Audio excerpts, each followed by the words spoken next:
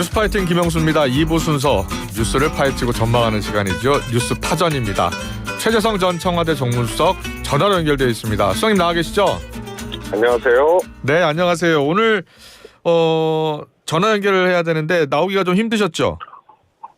나왔는데요. 예. 너무 막혀가지고 또 길이 군데군데 이제 또 논 때문에 제가 좀 시골에 살고 있거든요. 예. 그래서 좀 여러 가지 시간이 많이 걸렸습니다. 예, 알겠습니다. 이렇게 길이 미끄럽고 눈이 내릴 때는 전화 연결도 좋습니다. 최근에 이제 국민의힘이요, 윤석열 대통령 탄핵 심판 결과에 승복하겠다라고 당의 공식 입장을 밝혔잖아요. 네. 예. 그러면서 민주당에도 승복 공식 선언을 해라라고 압박하고 있습니다. 어떻게 보고 계세요? 우선요, 그것을 주장하는, 다시 말해서 이제 이 화자가 적합성이 있어야 되거든요. 네. 그런데 필요한 건 윤 대통령의 입장이거든요. 예. 그래서 윤 대통령이 밝혀야 될 거고. 네. 그다음에 이제 두 번째로는 그동안 이 탄핵 과정에서 유사한 사건이나 또 동일한 사건에 대해서 국민의힘의 이중적인 태도가 있었거든요. 예. 예를 들어서 마은혁 재판관 임명 안 하는 건 위헌이다. 예. 했는데 임명하지 말라고 정부에 얘기를 하잖아요. 최상목 대행인데. 이런 거는 또 어떻게 설명할 거예요. 그래서 그런 주장을 하는 사람의 그 존재의 적합성이 일단 해당 사항이 없다. 그다음에 두 번째로 저것의 진정성이 의심되는 거죠. 네. 승복한다는 의미는 헌법재판소에서 인용을 했다. 그러면 국민의힘이 그 판결을 뒤집을 수는 없는 거 아니에요? 예. 승복한다는 의미는 그거에 대한 문제 제기라든가, 또 헌재 자체에 대한 문제 제기라든가, 그 판결 결과에 대한 어떤 문제 제기 이런 거를 하지 않는다는 얘기거든요. 근데 국민의힘이 그렇게 하겠습니까? 그래서 이건 진정성에 또 문제가 있고요. 거기다가 야당까지 입장을 밝히라, 승복 여부를 밝히라고 얘기를 한 거는, 그거는 일종의 이제 정치적인 어떤 이 순수 차원에서 승복을 얘기한 거다라고밖에 해석할 수밖에 없거든요. 계엄으로 탄핵이 지금 진행되는 거 아니에요? 그러면은 대통령을 배출한 정당이니까 지금 승복하겠다고 한 거 아니에요? 그러면은 야당이나 국민들은 일종의 피해자거든요. 그럼 가해자가 피해자한테 너네도 얘기하라고, 너네도 입장 밝히라고 하는 거하고 똑같은 거예요. 그래서 저거는 정치적인 술수다. 이렇게밖에 해석이 안 돼요. 야당의 민주당에도 승복 공식 선언을 하는 것은 정치적인 술수로 이해하고 있다라고 이야기를 해주셨고요. 그런데 지금 민주당의 공식 입장은 이재명 대표는 뭐 승복하겠다라고 했지만 민주당의 공식 입장은 나오지 않은 거예요. 어떻게 해석해야 돼요? 아니 우선요. 국민의힘이 저게 공식 입장이에요? 원내대표가 얘기하고 비대위원장이 원내표, 당대표가 이야기를 했으니까요. 그런데 현재 가루내겠다고 하는 전한길 씨 국회로 끌어들여서 윤상현 의원이 기자회견 시키고 그래서 적어도 국민의힘이 그동안 헌재에 대해서 문제 제기하고 또 뭐 이런저런 의원들이 헌재 부정 이 발언을 하고 또 가루내겠다는 사람 끌어들여서 국회에서 기자회견하게 하고 이런 것들을 보면은 저는 의총을 해야 돼요. 의원총회를 통해서 결정을 해야 된다. 왜냐하면 그동안의 행태가 그렇잖아요. 그리고 승복 발언 이후에도 헌재에 대한 부정들이 이어질 거라고요. 그러면은 이게 원내대표나 비대위원장이 이거 당의 공식 입장이다 그래도 그동안 그런 행태, 이중적인 행태 또 여러 의원들의 그런 발언이나 행위 이런 것들이 전혀 그 승복하고 다른 얘기를 하고 있잖아요. 따라서 이것은 일단 그 공식 입장이다라는 징표가 있어야 되는 행태를 보여온 거예요. 그래서 필요한 거죠. 그렇군요. 예, 의총을 열어서 당내 목소리도 하나로 모아야지 그게 공식 입장이 될 수 있다라는 말씀이세요. 왜냐하면 부정하고 예. 그거에 반하는 행동과 행위들을 이어왔으니까요. 예. 알겠습니다. 그런데 지난 2017년에 보니까요, 박근혜 전 대통령 탄핵 심판 당시에는 보니까 여야 사당 원내대표가 모여서 승복선언을 한 적이 있었네요. 이런 거잖아요. 네. 국민의힘의 진정성이라든가 이중적 행태를 이야기를 하는 거는, 예. 그다음에 승복 선언을 뭐 원내대표가 했어도 결국은 안 할 것이다라고 의심하는 거는, 예. 박근혜 대통령 당시의 탄핵은 예. 박근혜 대통령도 그 당시에 국민의힘 전신인 새누리당도 이 탄핵 과정에서 완전히 지지율이 급락을 했거든요. 예. 그래서 회생이 불가하다. 이제 보수는 끝났다. 예. 라고 진단할 정도로 그렇게 어려운 상황이었는데, 예. 지금은 반등해가지고요. 네. 대결집을 이뤄냈잖아요, 보수들이. 예. 이런 상황이기 때문에 그 당시에는 그런 정치적인 행위가 있을 수 있었고요. 네. 근데 지금은 승복을 하지 않고 부정을 하면서도 승복하지 않은 이런 정치적인 언사까지 할 정도로 네. 사실은 그 과정들을 좀 보면은요. 예. 일종의 이 보수 결집이 이루어진 것에 대해서 고무된 그런 사람들 아니에요. 그러니까 예. 장외 집회, 그런 폭력 집회도 막 나가고, 그다음에 제도 정치권에서 할 수 없는 그런 얘기들을 막 해버리고요. 심지어는 국회 해산해야 된다는 얘기까지 나오고 말이에요. 예. 그래서 그때하고는 완전히 상황이 다른 거예요. 그렇군요. 그래서 예. 마음에도 없는 말을 지금 하고 있기 때문에, 네. 그래서 오죽하면 제가 의총했냐라고 그렇게 되물을 정도의 그런 이제 진정성이 의심되는 상황이죠. 그렇군요. 알겠습니다. 그러면 최수석께서는 지금 국민의힘이 만약에 헌재에서 인용 결정이 난다면 불복할 것으로 예상을 하시는 거예요? 저는요, 저기는 이미 그것을 예고했잖아요. 예. 네? 그리고 원내대표 비대위원장이 승복이 당연 공식 입장이라 하더라도 예. 속으로 그냥 웃는 의원들 있을 거라고요. 예. 네. 윤상현 의원이 승복하겠습니까? 나경원 의원이 승복하겠습니까? 예. 네. 그래서 승복은 불복은 판결을 뒤엎는 것이 아니고 예. 정치적으로 그것에 대해서 문제 제기하지 아니하는 것이거든요. 그렇군요. 그리고 예. 윤석열 대통령에 대해서 문제 제기 야당이 하면 대선 불복이라고 그렇게 얘기를 하고 그러잖아요. 예. 그런 사람들이 그동안 헌재라든가 이런 판결에 대해서 별 얘기를 다 해놓고 예. 이후에 그것을 담보할 수 있겠어요? 지금 국민의힘 해온 거 보면은요. 예.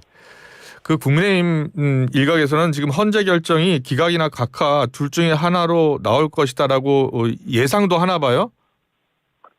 그건 이제 희망사항이고, 예. 그렇게 하는 거죠. 그리고 애당초 이거는 논리적으로 비틀어진 거거든요. 예. 계엄은 잘못했다고 했는데 사과를 안 해요. 왜 잘못됐는지를 얘기를 안 해요. 예. 그냥 국민들 기분 나쁘게 했다? 갑자기 야밤에 선포해서 잘못했다? 이건 아니잖아요. 예. 그럼 뭔가 잘못한 이유에 대해서 얘기를 해야 되는데 지금까지 얘기를 안 해요. 왜냐하면 얘기를 하면은 그거는 불법이고 위헌이니까. 예. 그래서 탄핵까지 온 거 아니에요. 네. 그런데 탄핵 기각돼야 된다? 혹은 각하돼야 된다? 이런 얘기를 하는 거는 계엄 잘못됐다는 얘기 자체에 대해서 스스로들이 사실은 번복하는 거랑 똑같은 거죠. 예. 최성수께서는 그러면 결과는 어떻게 예상하고 계세요? 저는 이거는 정상적으로 네. 이거는 판단을 한다면 예. 그거는 이제 헌재에서 할 일이지만 네. 그거는 전원일치 이거는 탄핵 인용일 수밖에 없죠. 그런데 최근 지연되고 있는 헌재가 결정이 지연되고 있는 여러 가지 가능성, 배경, 관측이 나오고 있잖아요. 어떻게 보고 계세요? 조금씩 늦어지는 이유는 어디에 있다고 보세요? 그거는 다 확인되지 않는 일종의 이제 추측 내지는 이제 이런 건데요. 예. 이제 크게 두 가지 아닙니까? 하나는 인용될 것인데 네. 너무 상황이 이렇게 가파르게 지금 가고 있고 예. 걱정되는 상황까지 가고 있으니 좀 더 면밀하게 하자.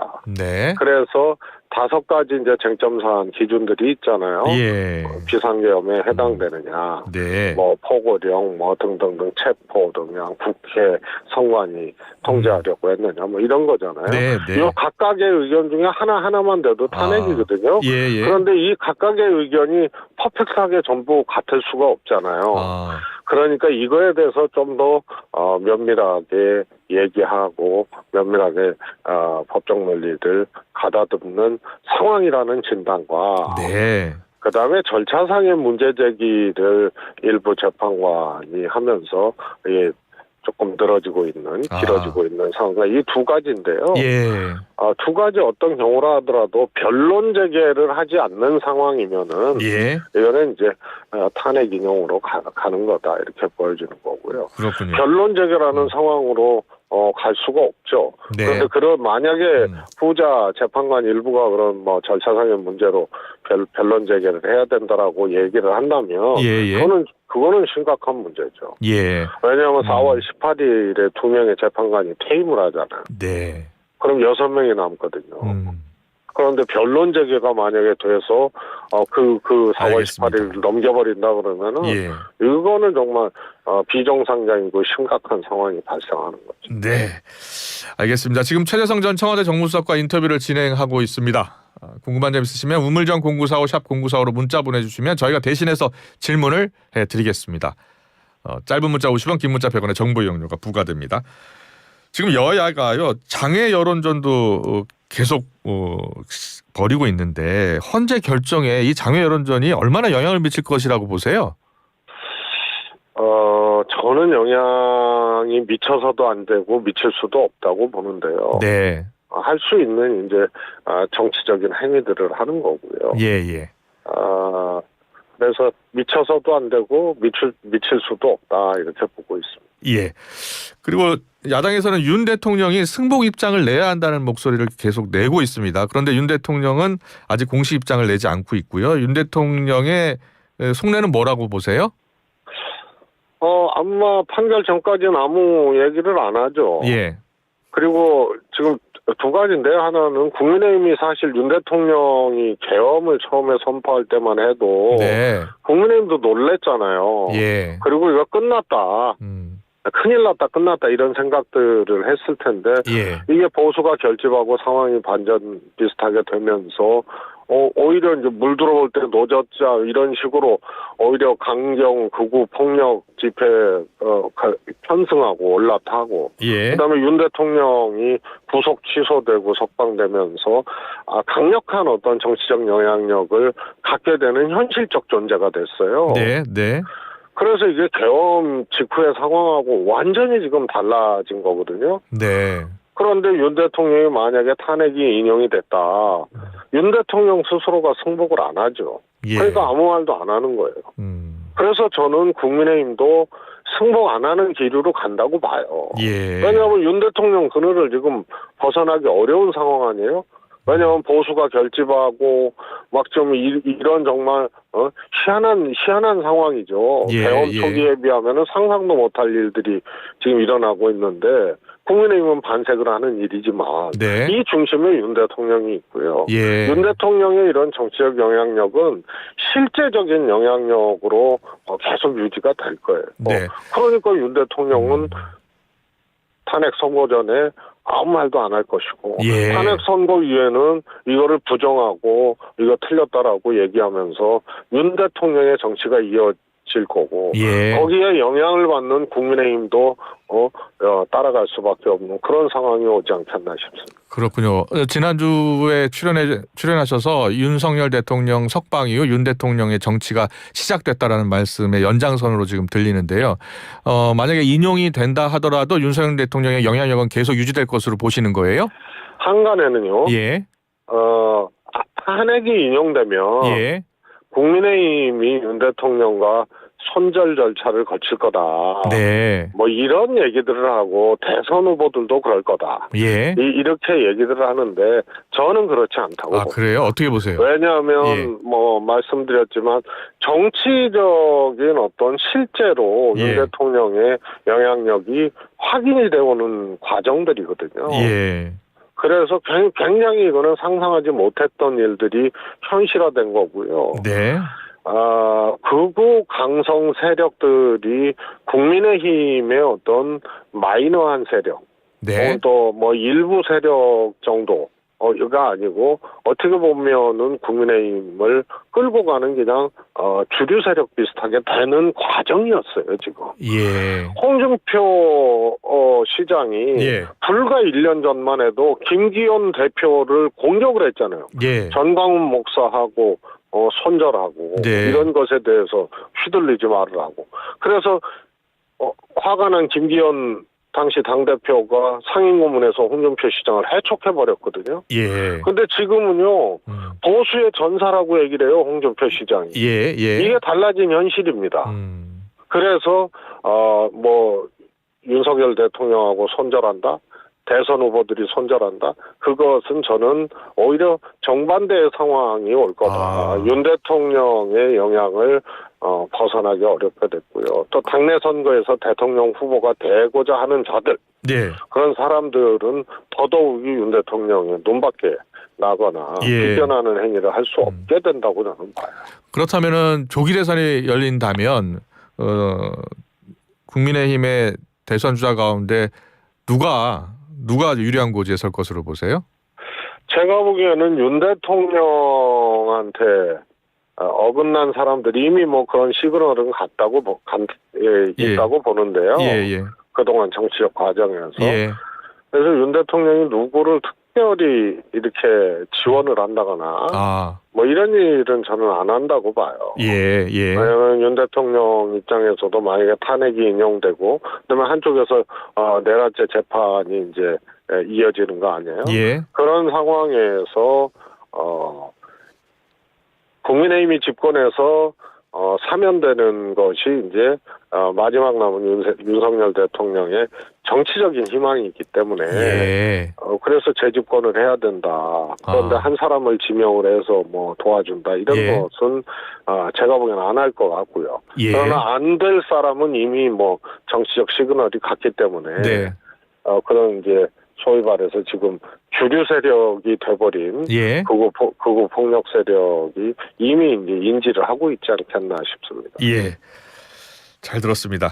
그 사전 투표제 부재자 투표 폐지 요구하는 국회 국민동의 청원 이야기 잠깐 해볼게요. 5만 명 이상이 동의를 했어요. 청원 성립 요건을 충족한 건데 제도적인 보완책이 필요하다고 보세요? 저는 뭐 당연히 전혀 필요 없다고 보는데요. 뭐 사전 투표제 뭐 이런 것도 다 국민의힘 때 한 거 아닙니까? 그래서 무슨 보완이 필요한지가 부정선거론에 입각해서 주장하지 아니하면은 제가 보기엔 그냥 일반 선거 관리를 더 조밀하게 더 치밀하게 하자 정도 외에는 그것을 변경하거나 보완해야 될 사유가 없어요. 그런데 그것을 보완하자라고 하면 제가 보기엔 그거 와닿지가 않는 주장이죠. 국민의힘 일부에서 사전투표 폐지 골자로 하는 법안도 나오고 있는데 여기에 대해서는요?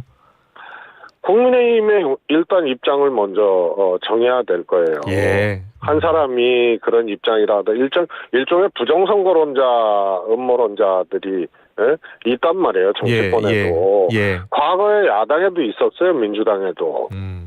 그래서 이게 선거 떨어진 쪽에 문제 제기를 했던 것이 옮겨다닌 거예요. 이게 부정선거론이라는 게. 그래서 그것이 한 의원이 발의를 했다 하더라도 그게 국민의힘 전체 입장인지를 우선 정하고 그다음에 그것이 국회에서 논의되거나 뭐 이랬을 때 구체적으로 어떤 것들이 문제이기 때문에 보완책이 필요하고 보완의 방향이 어떤 건지가 또 확인이 돼야 되는 그런 거지. 한 사람이 발의했다고 이거에 대해서 바로 야당이 무슨 뭐 입장을 내거나 대응을 하거나 할 필요는 없다고 봐요. 잘 들었습니다. 미국이 대한민국을 민감 국가 목록에 올렸잖아요. 예, 뭐 외교부는 외교 문제가 아니라 미 에너지부 산하기관 보안 관련 문제라는 이유를 밝히기도 했는데요. 여기에 대해서는 어떤 생각이세요?